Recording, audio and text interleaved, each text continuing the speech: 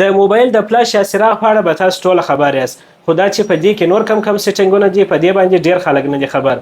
نو په نننۍ ویډیو کې د دغه فلاش لایټ یو دوه مهم سیټینګونه درته ښیم چې ستاسو لپاره ډیر ضروري دي. دوستانو تاسو په خپل د موبایل د لوړه مینیو راکښته کړئ او لومړی به فلاش ولګوئ. دغه څخه وروسته د فلاش لاندې د فلاش لایټ څه لیکلی دي پر دې باندې به کلیک وکړئ او په دې ځای کې تاسو کولی شئ چې خپل د موبایل د فلاش روښنایي خامه او تیزه کړئ. که چیرې ستاسو د موبایل د فلاش روښنایي خامه وي نو تاسو کولی شئ په دې ځای کې تیزه کړئ او که چیرې تیزه وي تاسو کولی شئ چې په دې ځای کې خامه کړئ. د یو سیټینګ او د دې فلاش لایټ بل سیټینګ چې دی هغه د موبایل په سیټینګ کې دی. تاسو به د موبایل سیټینګ ته ولاړ شئ او دلته په سرچ به ولیکئ فلاش. دغه اول دانه فلاش نوټیفیکیشن تاسو سره خلاصیږي، تاسو به پر دې باندې کلیک وکړئ.